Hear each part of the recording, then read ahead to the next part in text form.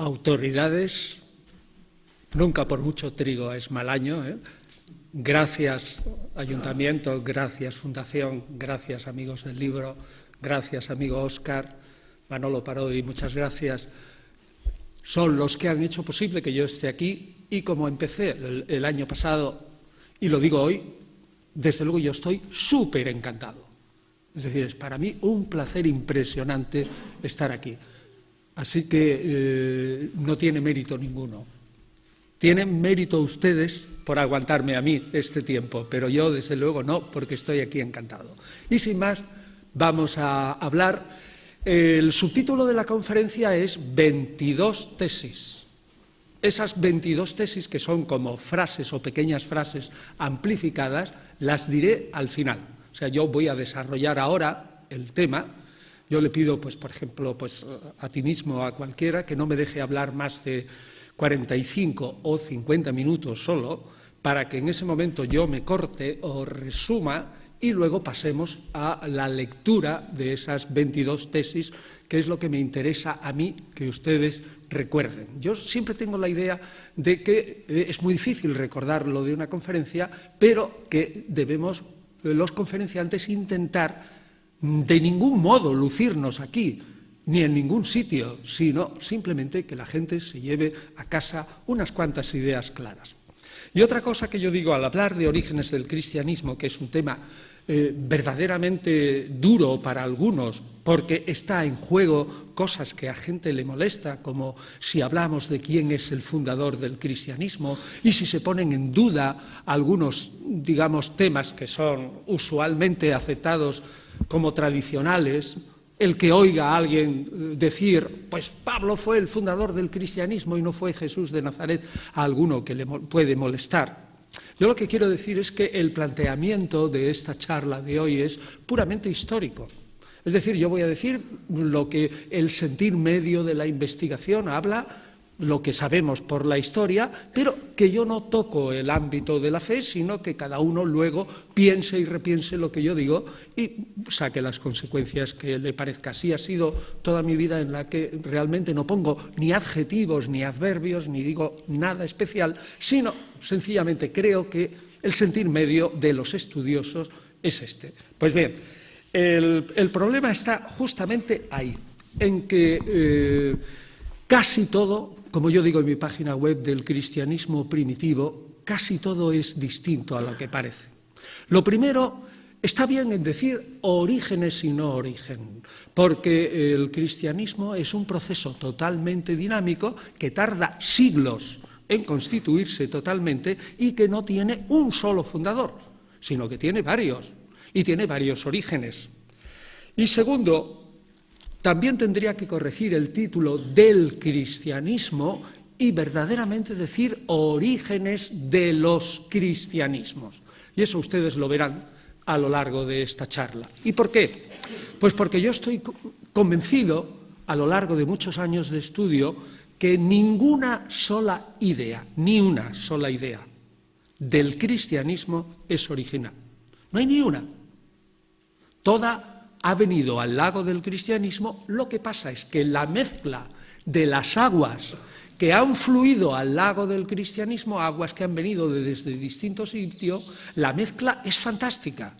La mezcla es una de las grandes construcciones del cristianismo del espíritu humano, pero no tiene ninguna idea original. Por eso es interesante decir que hay orígenes. Y hay orígenes que son remotos y hay orígenes que son próximos. Los orígenes remotos es aquello que recibe el cristianismo de una manera indirecta, no de su religión madre. Me explico. La religión madre del cristianismo, de la que se va separando poco a poco, o alguno diría, quizás con más razón, que es la madre, el judaísmo, la que va apartando al hijo. Quizás eso sea más concorde con la verdad histórica. Pues la madre es evidentemente la religión de Israel del siglo I. Eso es evidente. Pero es que la religión de Israel tiene muchas madres, y algunas muy sustanciales. Esos orígenes remotos nos llevarían un curso entero o un curso de doctorado, pero les digo brevemente. Habría que hablar, por ejemplo, los orígenes cananeos de la fe de Israel. que sepan ustedes que todos los dioses de Israel, pues Yahvé es la mezcla de los dioses de Israel antiguo, que era politeísta, todos vienen del ámbito cananeo. Y Yahvé es la fusión de un dios madianita, de Madián, del sur de Palestina, que se llamaba quizás así o algo parecido, con Baal, aparentemente su enemigo según la Biblia, y con él, que en árabe da Alá, y que significa simplemente Dios. O sea que ya tenemos ahí a todo el panteón cananeo como orígenes remotos de la fe cristiana, y en esa conjunción en una divinidad única. Otro son los orígenes en la influencia de Egipto. Egipto tiene una enorme influencia en que el faraón es hijo de la divinidad. Eso hace que el monarca en Israel sea hijo especial de la divinidad y el profeta, y que más tarde, fíjense si tiene importancia esa idea de que la divinidad Horus, por ejemplo, puede encarnarse en el faraón, tendrá una importancia más tarde cuando el cristianismo, en su figura del Mesías, lo ponga no sobre la tierra, sino sobre el cielo. Ahí hay una influencia indirecta de Egipto, pero muy notable. Otra influencia, por ejemplo, de la Babilonia antigua, llamémosle, porque luego hablaremos de la Babilonia y Persia. Pues la Babilonia antigua tiene una enorme influencia en Israel porque todo el sistema del mundo, o sea, la religión depende y la forma como concebimos a Dios, cómo concebimos el mundo. Pues bien, yo les puedo asegurar, y también tendríamos que explicarlo, que hasta, digamos, el siglo XIX o el siglo XX, la manera como nosotros hemos concebido a Dios y al mundo, incluso después de Galileo, es prácticamente igual que el mundo acádico-babilónico del 1750 a.C. Esto es una afirmación sorprendentísima. Es decir, que el cristianismo tiene como base en sus orígenes un mundo que cuando nace tiene 1750 años, que es el mundo plano, el mundo en que está debajo el infierno, que la distancia desde la tierra, que es plana, hasta el infierno es lo que tarda un yunque en bajar 10 días y 10 noches, que el cielo es muy pequeñito, que las estrellas son fijas, que Dios está muy cercano, etc. Todo eso es un mundo acadio-babilónico. Y ese es el mundo de los orígenes del cristianismo, y eso hay que tenerlo en cuenta. Y desde luego, el mundo de Israel, en el que nace Jesús, no es un judaísmo como nosotros nos lo imaginamos hoy cuando vemos ahí a esos judíos en el Muro de las Lamentaciones, un judaísmo monolítico y fijo, en absoluto. El judaísmo del siglo I era totalmente plural, era como un árbol frondosísimo con un montón de ramas, y allí cabía lo mismo el que negaba la resurrección y el mundo futuro, como eran los saduceos, como aquel que la defendía a capa y espada. Es decir, era un mundo polifacético. Pues bien, dentro de ese mundo polifacético hay dos grandes influencias que tenemos que tener en cuenta. Una, la de la religión persa. Y alguien dirá, ¿cómo la religión persa? Pues sí, la religión persa. Israel estuvo 3 siglos bajo el dominio del imperio persa. Y por lo tanto, ideas persas se metieron, porque era una religión muy respetada por los judíos, se metieron dentro del judaísmo, como por ejemplo el cambio tremendo que tienen los judíos del siglo III a.C., que no creen en absoluto en el mundo futuro, ni saben nada de la existencia del alma, ni saben nada del juicio final. Dirá, ¿pero qué dice usted? En el 290, 280 años antes de Jesucristo, los judíos no sabían que existía el alma, no creían en el mundo futuro. Y eso empiezan a pensar en ello por una conjunción de influencias. Una, la influencia persa, que son los que inventan, digamos, el puente, que se llama Sinbad, donde habrá el juicio final. Los que inventan que el hombre está compuesto de alma y cuerpo, aunque esto lo dirán también los órficos griegos. Son los que inventan la retribución, son los que favorecen que el mundo sublunar y más arriba está lleno de ángeles y demonios. Todo eso Todo eso lo tenemos que tener en cuenta en los orígenes del cristianismo. Si ustedes leen una obra del siglo I que se llama La vida de Adán y Eva, les aseguro que si yo les quito el título y alguno que otro párrafo y empiezan a leer cosas que le pasan a ángeles y demonios, y dice, pero si esto es lo que piensa mi abuela. Y es un libro del siglo I de nuestra era y es totalmente judío. Y luego está el helenismo, las religiones griegas y sobre todo la filosofía platónica, que establece claramente que el ser humano está compuesto de alma y cuerpo, pero alma y cuerpo que son casi enemigos, la materia es casi enemiga, el cuerpo es la tumba del alma. Realmente eso ha influido hasta hoy, y eso no es una idea judía, ni tampoco cristiana, sino es una idea órfica y platónica y fundamentalmente griega. O fomentar, por ejemplo, la idea de la retribución. Claro, si tenemos un alma inmortal, que algunos defenderán que es preexistente, es evidente que luego va a haber una retribución a los buenos y a los malos. Eso lo tenían clarísimo los griegos en el siglo VI antes de Cristo, 300 años antes que los judíos. Y nosotros lo heredamos de los judíos también a través de los persas y los griegos. Es decir, que estamos absolutamente influenciados en el cristianismo. Y repito, saquen la idea que el cristianismo no es ningún meteorito caído del cielo con una verdad, como si el cristianismo descubriera una revelación absolutamente nueva. O sea que hasta aquí podemos decir claramente, no hay absolutamente ni una sola idea, ni una, del cristianismo que sea original. Pero eso, repito, no le quita importancia a la mezcla y resultado final. Bueno, segunda gran idea. La segunda gran idea es que Jesús de Nazaret no es, tal como lo entiende la gente, el fundador del cristianismo, sino la base y el fundamento. Digamos, mejor, base, fundamento e impulso. ¿Por qué? Por dos razones. Intentaré ser lo más breve para luego el diálogo. Por dos razones.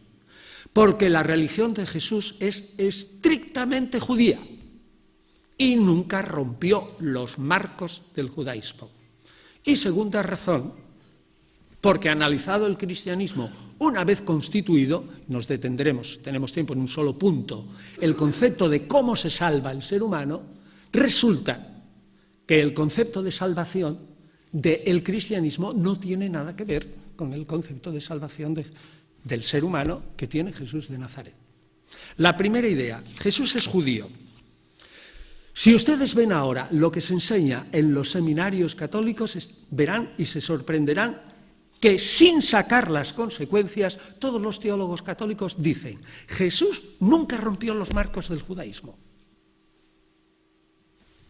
Entonces, si Jesús nunca rompe el marco del judaísmo, si están de acuerdo todos los estudiosos en que Jesús no quebrantó la ley, es decir, que tal, fíjense la consecuencia, que tal como nos lo presentan en los evangelios, a Jesús quebrantando el sábado, no era exactamente así, sino que en ese momento se discutía qué se podía hacer en el sábado. Pero cuando los evangelistas escriben sobre Jesús quebrantando el sábado, es el momento en torno al 80, después, es decir, 50 años después de la muerte de Jesús, en el momento en que la Iglesia se está separando de la sinagoga y por lo tanto hay que presentar al maestro peleándose con los fariseos. Y de ahí la exageración.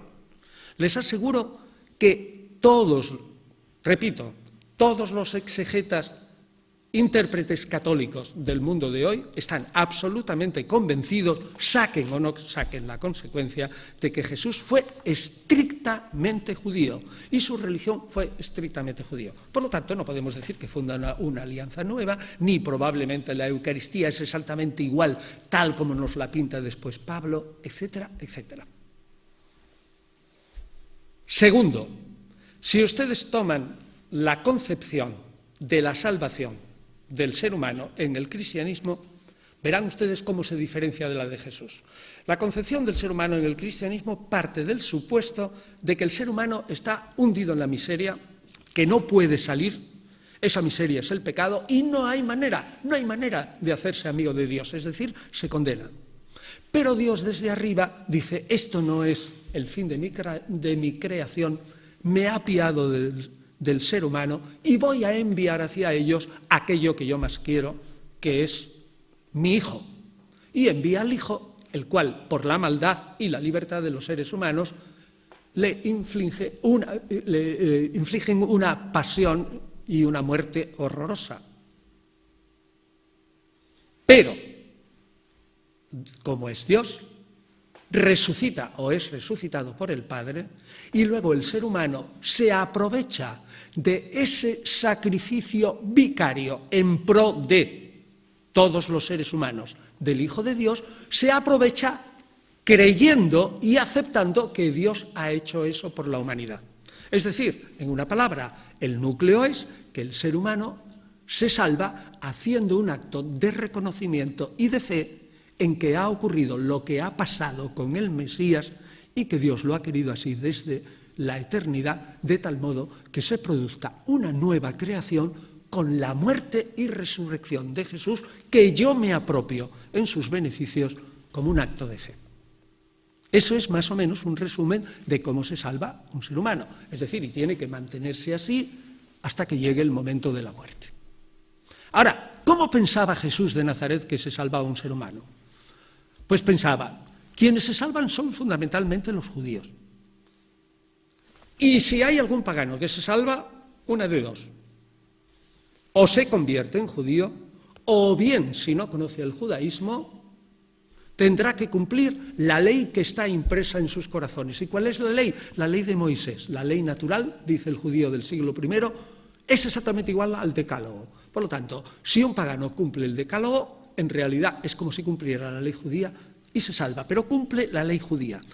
Y luego dice Jesús, ¿cómo se salva en el Israel en el que yo vivo? Pues aquel que acepte mi mensaje de arrepentimiento y pase a entrar dentro del reino de Dios. Que, por cierto, el reino de Dios en Jesús de Nazaret, y que esto están, yo creo que también de acuerdo los historiadores, es un reino aquí en la tierra, no en el cielo, que eso será la segunda fase, pero primero aquí en la tierra. Reflejo de eso está en el milenarismo, la teoría de los 1000 años del reino de Dios en la tierra, que lo tienen ustedes en el Apocalipsis.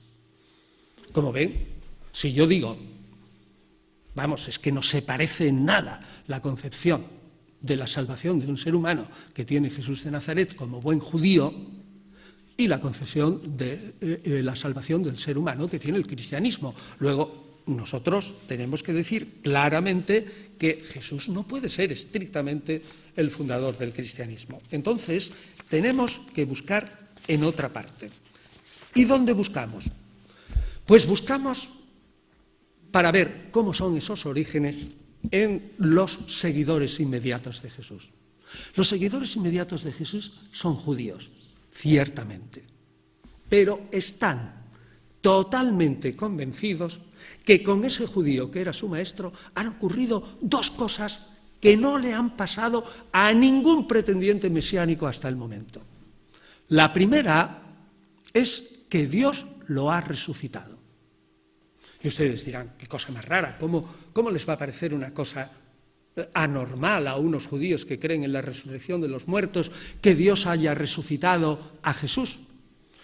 Pues sí, era totalmente anormal y está claramente en el Evangelio de Marcos, es totalmente anormal porque lo que creían los judíos del siglo I era que iban a resucitar todos inmediatamente, algunos decían que los justos, inmediatamente antes del juicio. La singularidad está en que como primicia resucita uno, que es Jesús. O sea, primer punto, Jesús vive, está viviendo, está vivo entre nosotros. Y segundo, ese que viva entre nosotros, la resurrección de Jesús, hace que si era el Mesías, y dicen los seguidores, lo creemos, Dios lo ha puesto a su derecha y lo ha constituido en Señor y Mesías. Es decir, le ha confirmado su mesianismo a pesar de que todos los judíos digan, increyentes, que Jesús ha fracasado. Es decir, están convencidos de que sí es el Mesías y como no le han dejado ejecutar su tarea mesiánica, no tiene más remedio que bajar a la tierra para ejecutar su tarea mesiánica. O sea que fíjense qué cosa más imponente. Están convencidos de que Jesús ha resucitado y que tiene que volver a la tierra para ejecutar su tarea. Eso hace que se pregunten, ¿nosotros comprendimos bien al Maestro? ¿No será necesario que a la luz de esto que sabemos ahora, que no lo sabíamos antes, repensemos absolutamente toda su vida y toda su misión y toda su figura? Pues bien, y esto es lo que yo les quiero decir, ese repensar, reinterpretar, volver a releer la figura de Jesús por medio de sus discípulos, que son judíos, es exactamente el acta de nacimiento de lo que luego será el cristianismo. Al principio no será nada más que una secta judía. Repito, repensar, reinterpretar y releer. Pero unas pequeñas observaciones. Esos judíos que reinterpretan y que están reunidos allí, dice los Hechos de los Apóstoles que se reúnen 120 personas, poco después de su muerte. Ese reinterpretar no lo hacen solo judíos de Israel, sino lo hacen también judíos de la diáspora que hablan griego, que tienen una mente totalmente distinta, que están en Israel y en concreto en Jerusalén, porque en el siglo I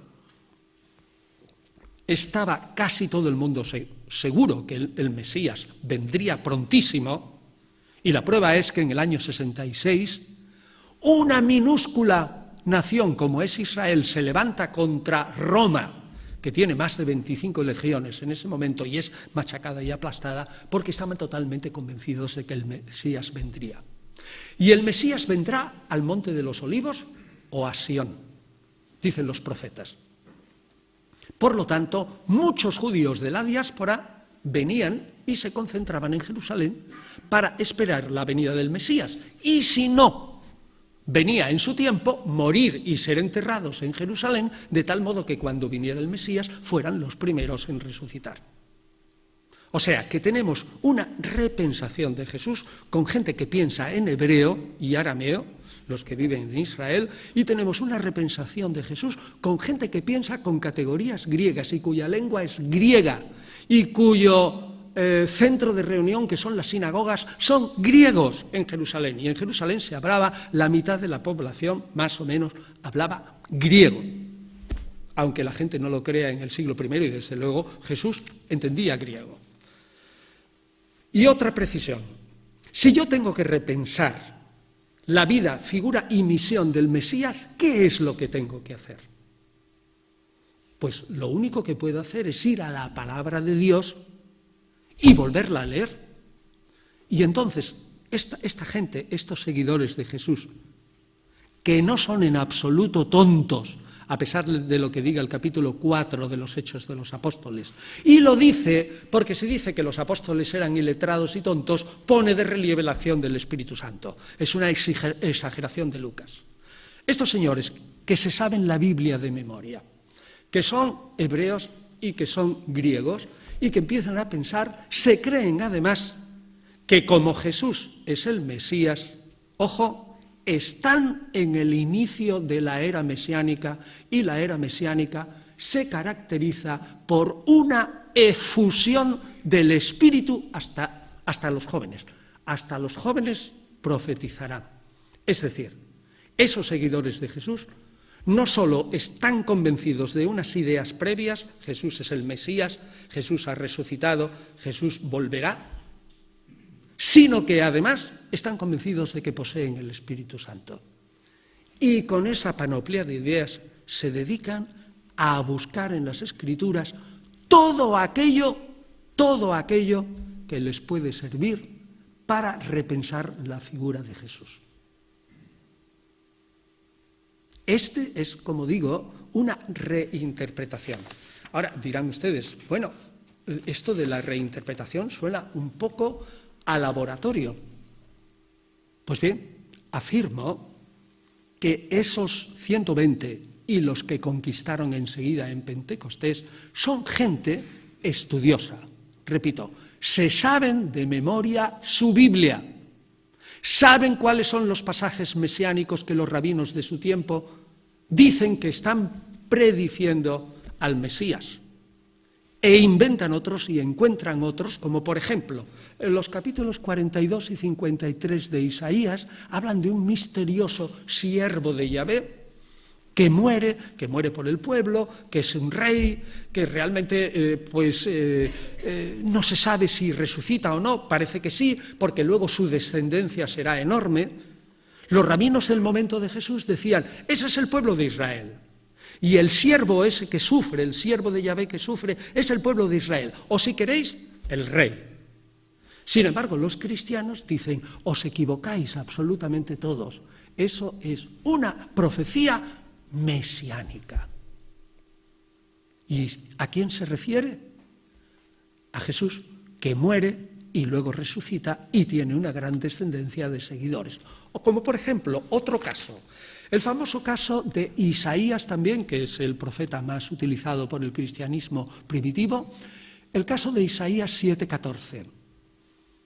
El texto de Isaías 7:14 es una profecía de Isaías al rey Ahab.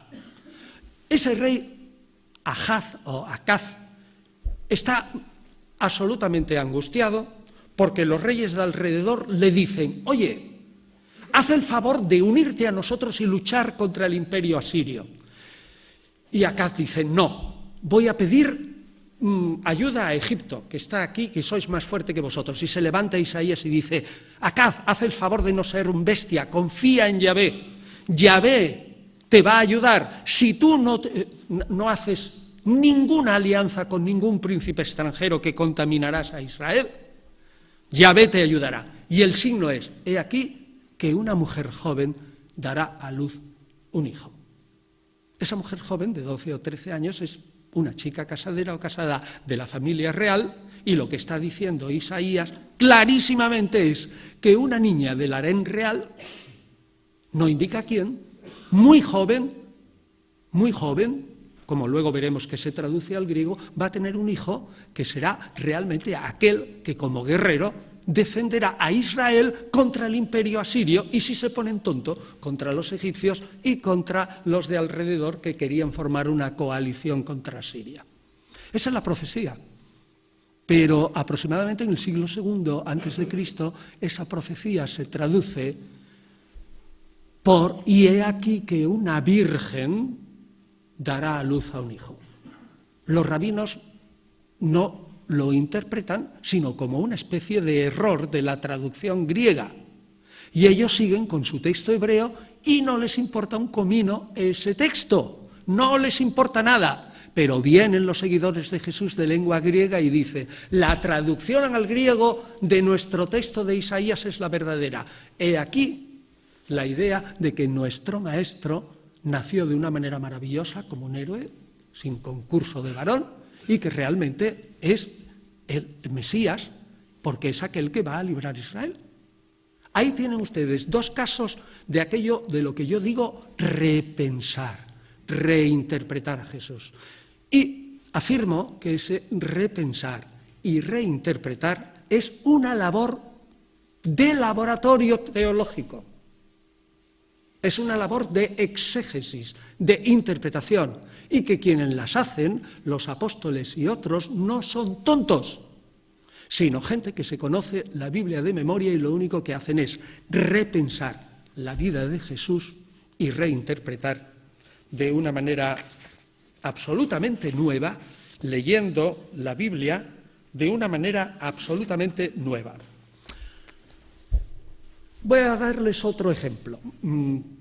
Podríamos comparar este Big Bang de los orígenes del cristianismo, del nacimiento del cristianismo, a cómo nacen las sectas en Israel. Yo no sé si ustedes han pensado por qué Los judíos del siglo I tenían 4 o 5 sectas, pues los saduceos, los fariseos, los esenios, los... Segundo, el pueblo se dedica, en líneas generales, que saben todos los varones prácticamente leer, a estudiar su Biblia continuamente. Y tercero, del estudiar su Biblia continuamente, se deduce que habrá distintas interpretaciones de la Biblia, y en el momento en que varios formen una masa crítica y formen un grupo que tenga una entidad, eso será una secta en Israel. Unas sectas de apocalípticos, otras de esenios. Solo conocemos aquellas sectas que tienen una masa crítica fuerte y que han superado el tamiz de la historia. Pero, señores, si todo un pueblo es absolutamente observante, todo el pueblo oye la Biblia, que van todos los sábados a la sinagoga, es decir, los practicantes son el 95%. Todos los carpinteros y todos los menestrales y todos se dedican a estudiar la Biblia en cuanto pueden. Si la mayoría de los varones, las mujeres no, han aprendido a leer con los textos que tienen ahí, más o menos, pues es evidente que en torno al siglo IV o III antes de Cristo, cuando se difunde, Israel es un poco más rico y hay más copias de la Biblia, pues resulta que nacen las sectas. Pues bien, no podemos y no debemos imaginarnos el nacimiento, el origen del cristianismo, sino como una secta más en Israel. Nace exactamente por eso. Es una tarea de exégesis. O sea, es un acto intelectual.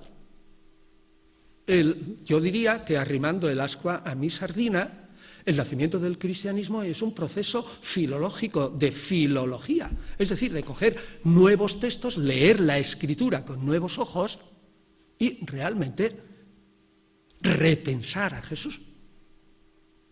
Ahora bien, fíjense, este repensar a Jesús, que tiene unas consecuencias enormes, lo primero es sacar que de lo mismo que de la Biblia salen un montón de sectas de las cuales han pasado el filtro de la historia, 4 o 5, pues del repensar a Jesús y del creerse todo el mundo que está en posesión del Espíritu, sale un montón de representaciones de Jesús, un montón de repensaciones de Jesús, un montón de reinterpretaciones de Jesús.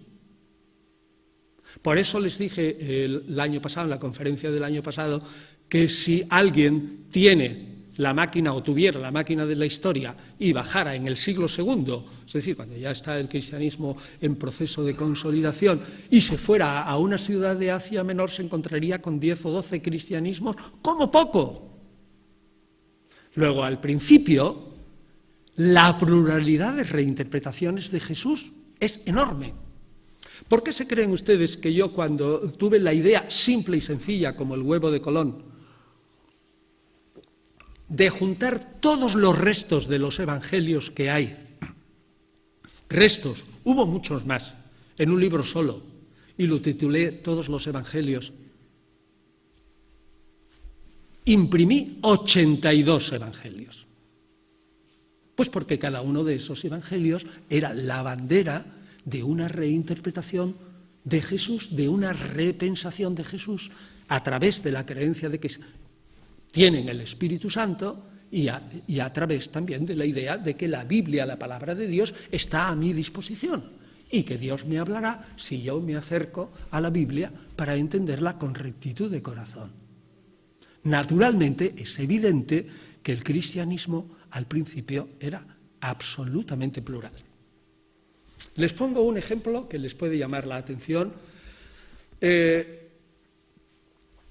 Les dije antes que sería más sensato históricamente decir que son los judíos, sobre todo después del gran fracaso de la gran revolución contra Roma. Es decir, repito, la guerra del 66 al 70 contra Roma machaca totalmente a Israel, e Israel inicia sin el templo ha quedado machacado, inicia una nueva etapa de su vida que es totalmente distinta. Y son ellos los que ya se van haciendo, quedan solo prácticamente los fariseos.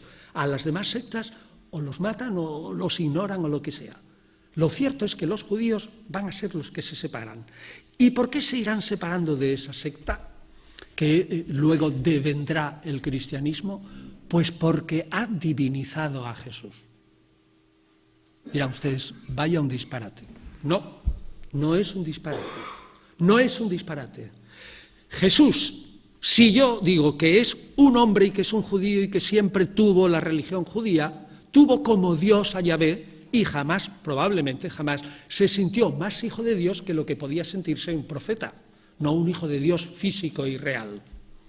Pero sobre todo, sus intérpretes de lengua griega hacen de el Hijo de Dios, interpretado de una manera no ofensiva al monoteísmo de Israel, lo hacen y lo interpretan mucho más realista como un pagano culto interpreta lo que es un hijo de Dios en la religión normal grecorromana del Mediterráneo oriental. Es decir, como que Dios tiene realmente, la divinidad tiene realmente hijos entre los hombres.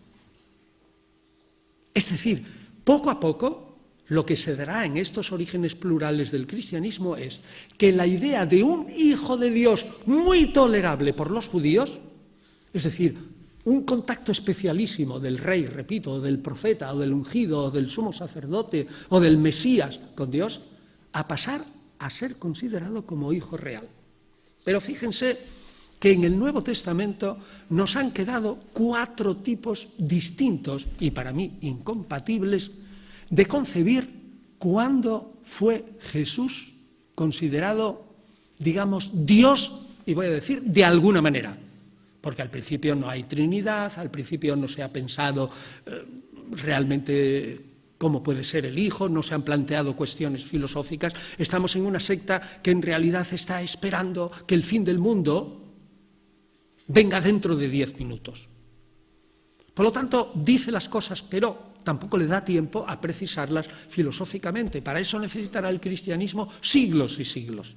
Pues bien, la primera manera de interpretar cómo es Jesús de alguna manera Dios, lo tienen ustedes en los Hechos de los Apóstoles, en un discurso de Pedro que es el capítulo 2. ¿Y saben cómo lo interpreta? Pues de una manera insólita. Hoy día sería declarado hereje. A saber, Jesús es un hombre normal. Fue ciertamente un profeta.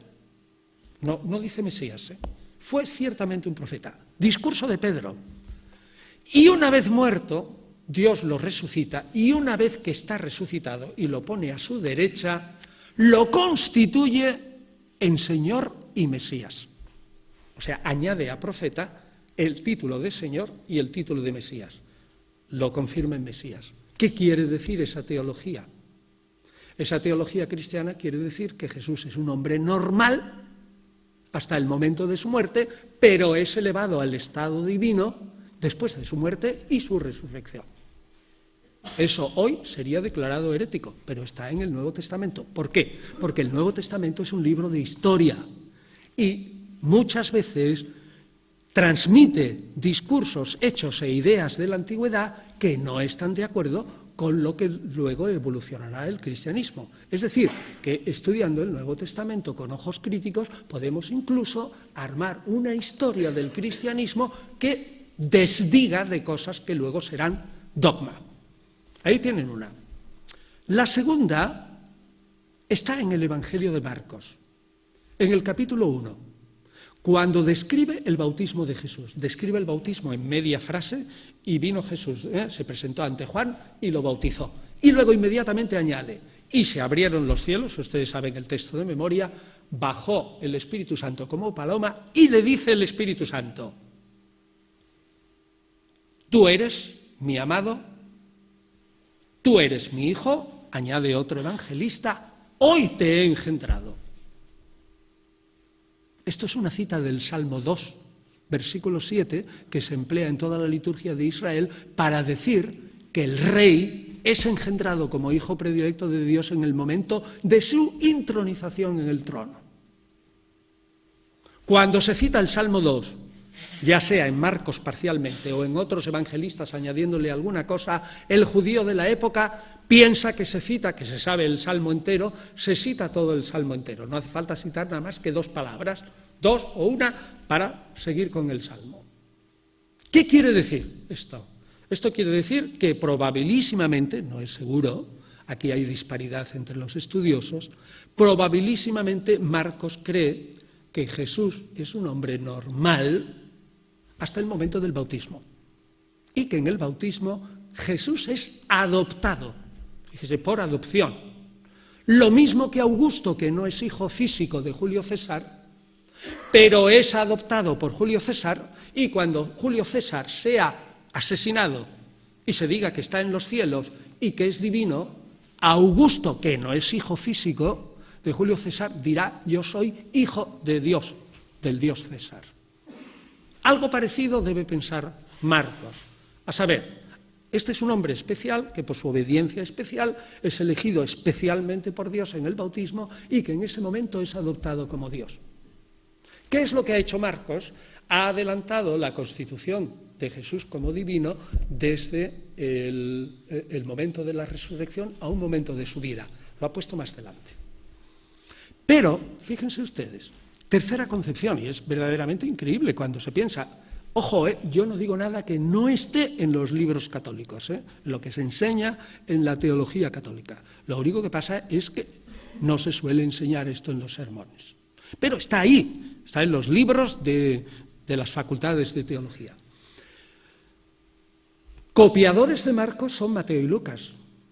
Mateo y Lucas copian a Marcos y lo corrigen. La primera corrección de Mateo y Lucas sobre Marcos, yo no sé si pensó Mateo y Lucas o pensaron que Marcos se había equivocado o tuvieran una inspiración especial del Espíritu Santo, la primera corrección es adelantar más todavía el momento de la concepción. El momento de la concepción de Jesús como divino es la fecundación por el Espíritu Santo en el seno de María. Es decir, ni tiene razón Pedro que Jesús es divino en la resurrección, ni tiene razón Marcos cuando dice que es por adopción en el bautismo, sino que es divino ya desde su misma concepción. Ha sido adelantado al momento de la misma concepción. O sea, Jesús no es divinizado como Pedro y Marcos, sino que es divino ya desde la concepción. Es muy distinto divinizar a una persona a que sea concebido como divino.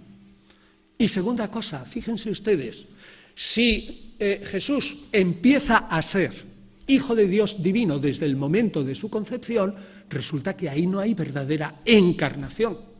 Porque para que haya verdadera encarnación, que es fundamental en el cristianismo, es necesario que un ser preexistente descienda, se introduzca en el seno de María y allí se encarne y se haga un ser humano. ¿Cuándo se llegará a la plenitud dentro del Nuevo Testamento de este continuo progreso en la divinización o Jesús como ser divino? Pues evidentemente en el Evangelio de Juan. Si ustedes leen el cuarto Evangelio, que se escribe aproximadamente de 60 a 70 años después de la muerte de Jesús, o sea, les ha dado tiempo a repensar y repensar y reinterpretar a Jesús durante 60 o 70 años, ustedes caerán en la cuenta que en el Evangelio de Juan se dice claramente: al principio es el Verbo, y el Verbo existía, cabe Dios, junto a Dios, y el Verbo es Dios. ¿Qué quiere decir eso? Y luego el Verbo habitó entre nosotros en el versículo 14. ¿Qué quiere decir? Que aquí ya tenemos una divinidad absolutamente completa y la encarnación. ¿Cómo se formará el dogma futuro? Rechazando la postura de Pedro y la postura de Marcos y mezclando la postura de Mateo y Lucas, divino desde la concepción, con la postura de Juan que los demás no tenían. Es decir, estamos, como yo les digo, en un proceso de repensar. Fíjense otro caso. Repensar. Vamos a ver, por ejemplo, con eso de que Jesús quebrantó la ley. Cuando estos discípulos de Jesús, de lengua griega y de lengua hebrea, reinterpretan a Jesús a base de leer la Escritura, no lo hacen porque les da la gana, sino siguiendo unas normas de los rabinos de su tiempo. Esas normas son 2 o 3 fundamentales. Una es el de promesa y cumplimiento. Todo lo que se haya dicho en la vida que de alguna manera yo recuerde que puede encajar con la vida de Jesús, lo sublimo, lo divinizo de alguna manera, lo hago ya, Mesías más o menos divino, y se lo aplico a Jesús. Por ejemplo, el caso de lo que habíamos hablado del siervo de Yahvé o de la concepción milagrosa. Otro modelo es la inserción y sustitución. Todo lo que ha venido después de Jesús, por ejemplo, el pueblo, sustituye y se inserta en la historia de Israel, pero cambiando, adoptando, sustituyendo todo lo que antes había. Es decir, el pueblo de Israel, si no cree en Jesús, será falso. El nuevo pueblo que cree en el Mesías es verdadero. La institución del sacerdocio pasará al sacerdocio de Jesús. Todos los profetas serán los profetas. En una palabra, la Iglesia será el verdadero Israel. Y el tercer modelo será la del cambio radical, que lo tienen ustedes, por ejemplo, en el Evangelio de Mateo, cuando en el capítulo 5 aparecen esas famosas antítesis, Jesús hablando como el nuevo Moisés. ¿Habéis oído que se dijo? Por ejemplo, no adulterarás. Pero yo os digo, y así hasta 10 o 12 veces, aquel que mira a una mujer sin cometer físicamente ningún acto sexual con ella, indecoroso, ya es un adúltero. Es decir, se sustituye la palabra de Moisés por la palabra de Jesús. Si analizan ustedes el Evangelio de Mateo, verán claramente que Mateo ha sustituido a Moisés por Jesús. Tenemos una reinterpretación de fábula del personaje.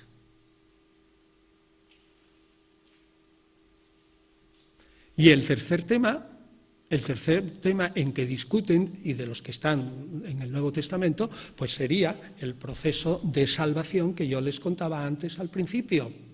Cómo realmente se pasa de una concepción que Jesús tenía de la salvación del ser humano a otra radicalmente distinta. ¿Y saben ustedes lo que ocurre? Es que el proceso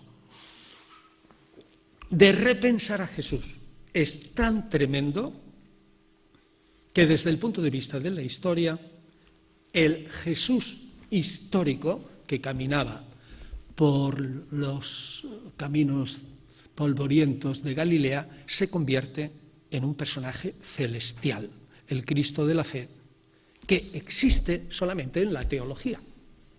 Es decir, que no corresponde estrictamente al Jesús de la historia porque es una repensación. Por eso, cuando a mí me dicen, ¿existió Jesús realmente? Siempre digo, evidentemente que existió. Pero el Jesús de la historia y el 99% de los historiadores hoy admiten que Jesús existió realmente. Pero lo que puede no ser verdad son algunas de esas reinterpretaciones. O, dicho más suavemente, algunas reinterpretaciones triunfan y otras quedan en la cuneta de la historia.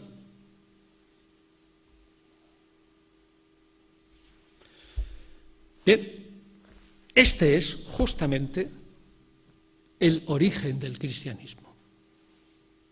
Un acto intelectual de reflexión sobre las escrituras sagradas por un grupo de discípulos que están absolutamente convencidos de que Jesús vive y que Jesús es el Mesías y que volverá y que no habían entendido realmente ese Jesús hasta que supieron exactamente que está resucitado. Pero realmente eso es solo el comienzo.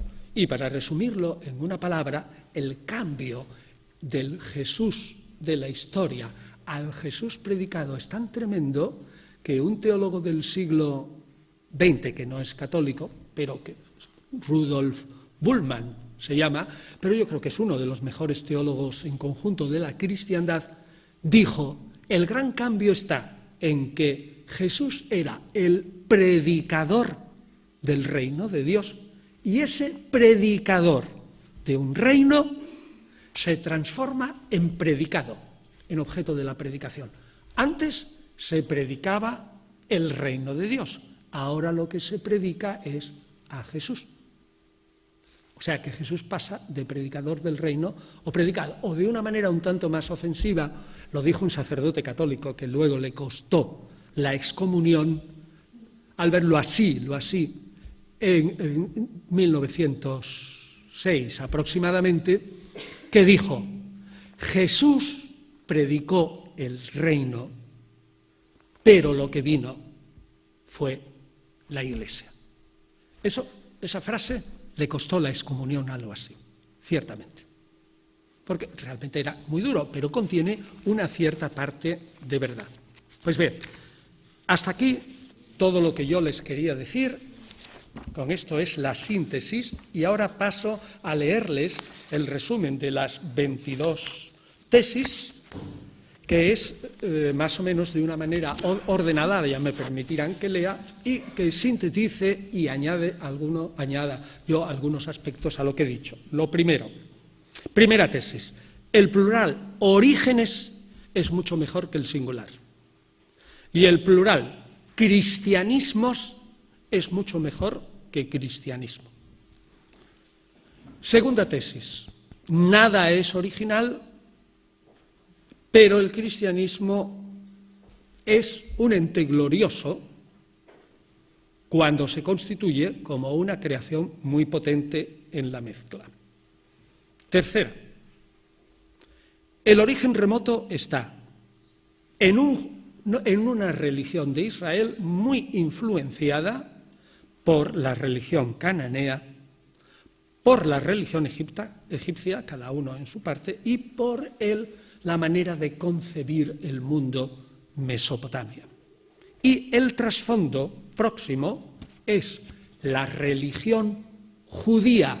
Fíjense que no he dicho israelita, se suele distinguir religión israelita, la que es antigua hasta el exilio en Babilonia, en torno al siglo V, y religión judía, cuando vuelven los próceres de Babilonia, se reorganiza el judaísmo, se edita la Biblia. Piensen ustedes otra noticia interesantísima: la Biblia puede tener narraciones del siglo XII y XIII antes de Cristo, pero la Biblia, el Génesis que leemos nosotros, es de la época de Pisístrato, es del siglo V antes de Cristo.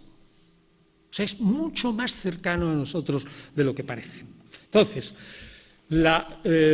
complemento, la tesis 3 es: los orígenes próximos son el judaísmo influido por la religión persa, acuérdense, todo el mundo futuro, la lucha del bien y del mal, el juicio final, y la religión griega.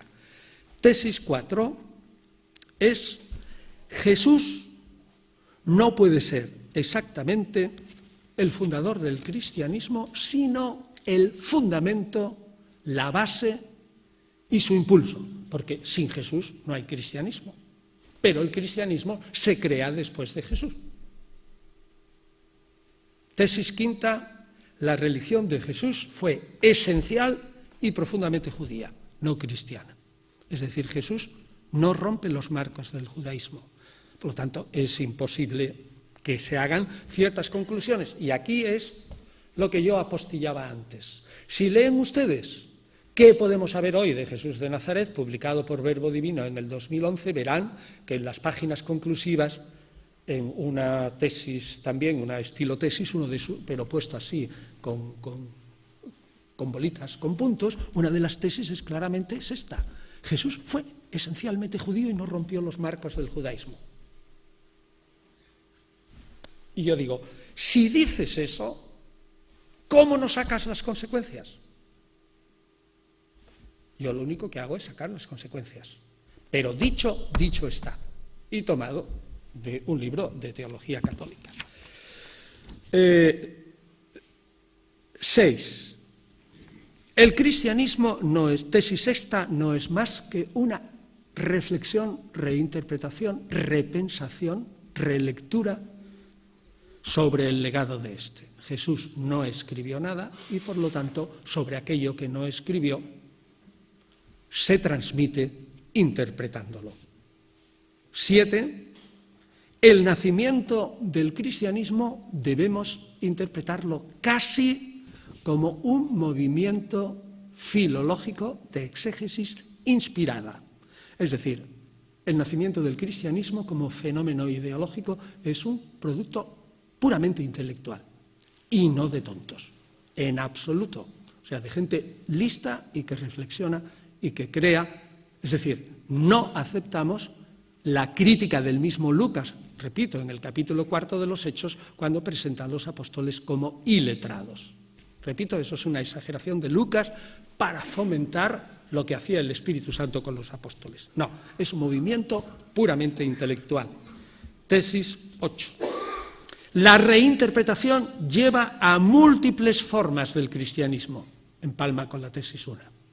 Es decir, que el cristianismo es múltiple, pero los 10, 12 o 15 cristianismos, en principio, lo dije también el año pasado, el que baje en esa máquina del tiempo se encontraría con esos múltiples cristianismos, pero se encontraría con 3, fundamentalmente. Un cristianismo muy judío, que no cree que Jesús sea Dios, fundamentalmente, pero sí que cree que es el Mesías de Israel. Un cristianismo muy paulino, que será el que vencerá, y un cristianismo gnóstico, de la gnosis, es decir, de ese grupo de seguidores de Jesús que se creen súper excelentes y que son los únicos capaces de entender las Escrituras por una revelación especial. Tesis 9. Estos dos grupos estaban condenados al fracaso. Los dos grupos, el judeocristianismo y el cristianismo gnóstico, por muy importante que fueran en su momento. El judeocristianismo porque quedó barrido por Roma prácticamente, estaba concentrado sobre todo en Oriente Medio, y las dos revoluciones contra Roma de Judea acabaron totalmente con el pueblo judío hasta 1948.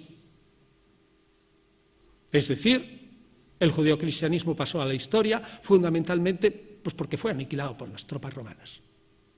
Y luego la gnosis era un cristianismo tan intelectual, tan enrevesado, tan filosófico, con unas especulaciones sobre Dios tan imposibles de entender.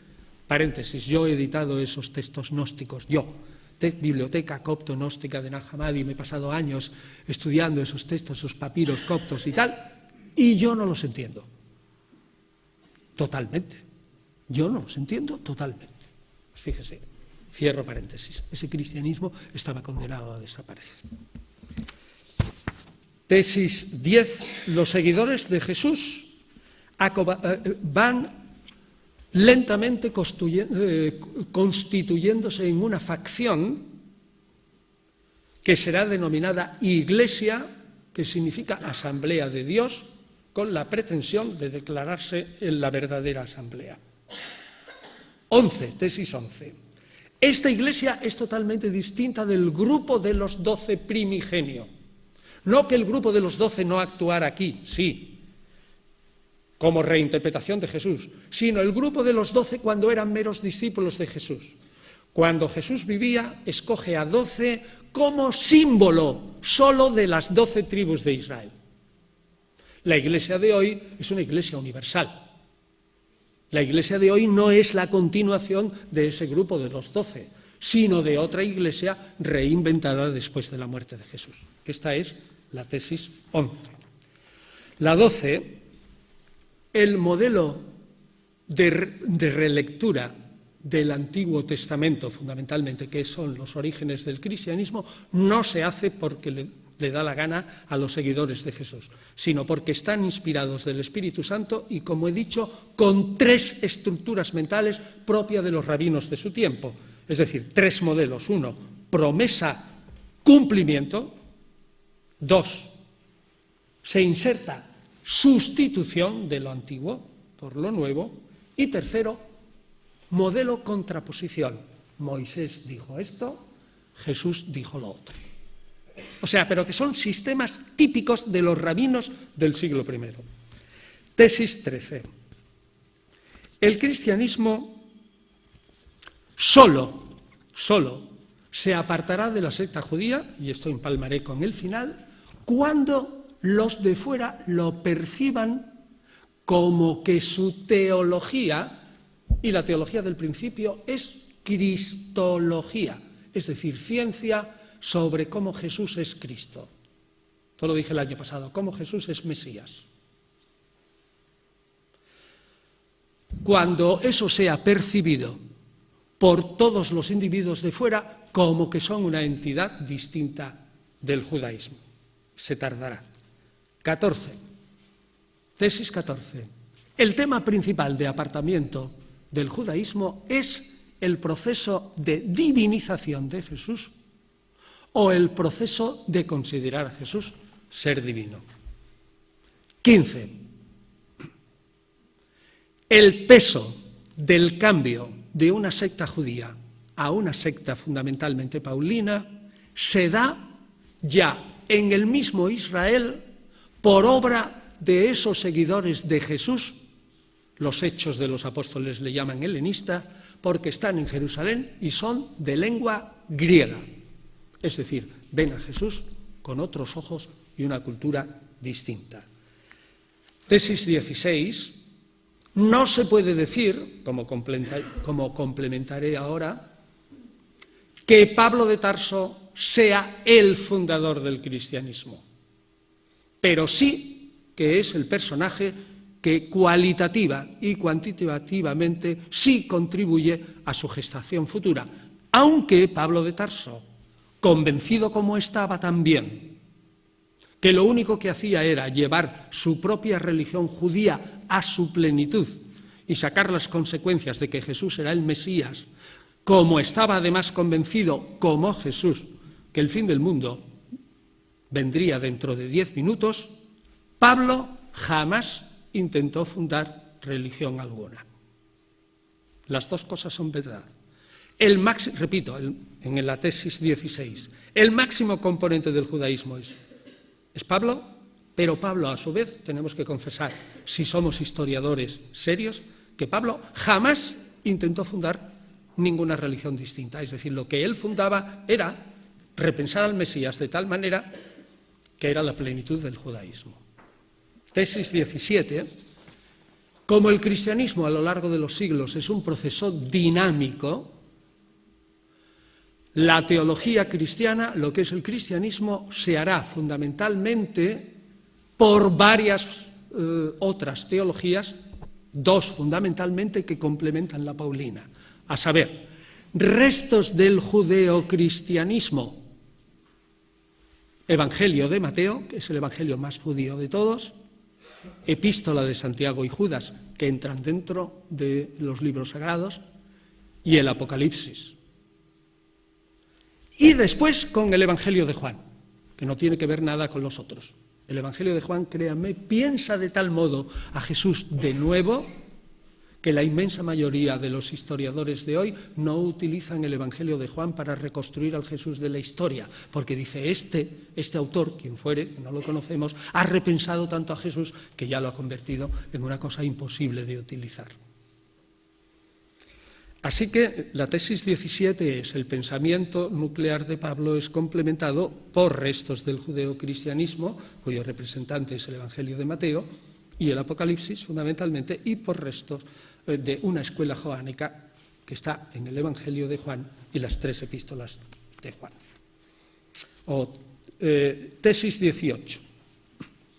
Pablo sí es el creador del Cristo celestial, es decir, aquel que le da la vuelta al Jesús histórico y lo transforma en un ente celestial, parte del cual probablemente no existió nunca, en opinión de los historiadores, es Pablo de Tarso.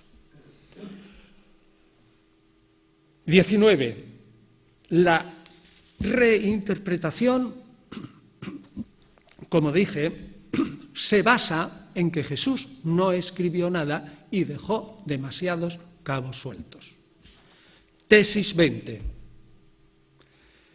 Las cuestiones principales son, en los que se repiensa es, 1, ¿cuál es la naturaleza de Jesús? Y acaban todos, menos los judeocristianos, diciendo que es divino de algún modo. 2, la naturaleza de la Iglesia, que acaba siendo muy distinta de lo que fue la fundación de los 12. Y 3, la naturaleza de la salvación, que acaba siendo muy distinta, como dije, de la que pensaba Jesús.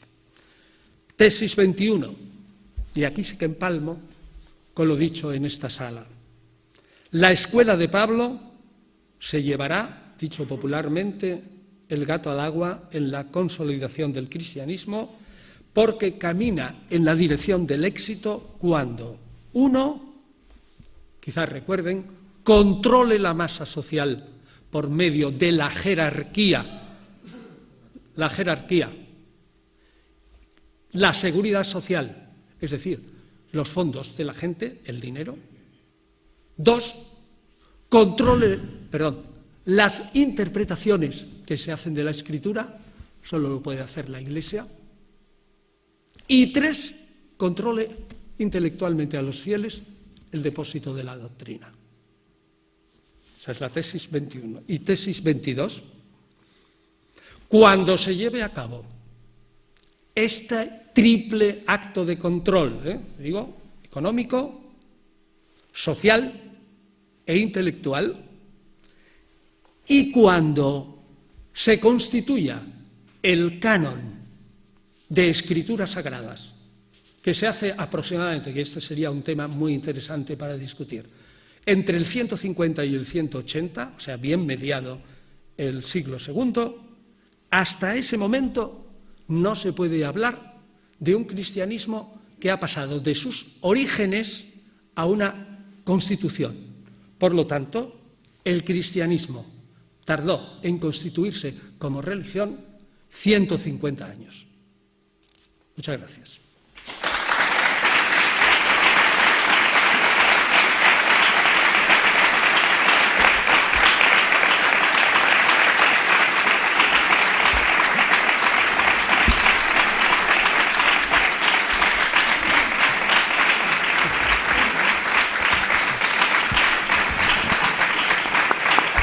Muchas gracias.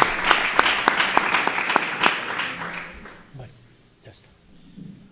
Bueno, pues ahora, y como anunciamos al principio, toca abrir el turno de intervenciones, de palabras y de preguntas o de aportaciones, con lo cual, quien quiera empezar.